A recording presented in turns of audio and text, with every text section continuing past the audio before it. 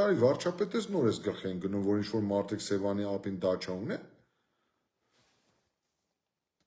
Դու 7 տարի ինչով ես զբաղված եղել այդ դեպքով, որ նոր ես իմանում կամ նոր ես այդ մասին հայտարարում։ Լավ, նույնիսկ եւ գիտես, որ այդ մասին, եթե նման պնդումներ եք անում, այդ նշանակում է, որ դուք ունեք հավաստի տեղեկություններ, առնվազն կասկածելու, որ այդ շինությունները ձեռք են բերել ապօրինի միջոցներով։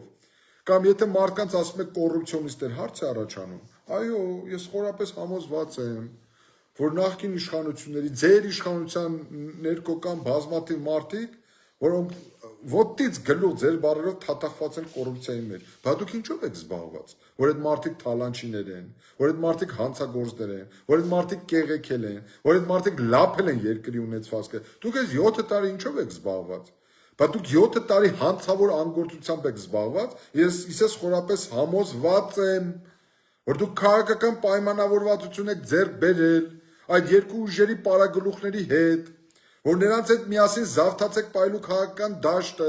որ դուք թույլ չեք տալու, որ նոր քաղաքական ուժեր մեծացնեն իրենց քաղաքական ազդեցությունը, որտեղ այդ ուժերը հենց ուժեղացան, ձեզ են զրկելու իշխանությունից, նրանց են զրկելու իշխանության գալու հնարավորությունից, որ դուք որևէ այլևս շանս չեք ունենալու իշխանությունը պահելու։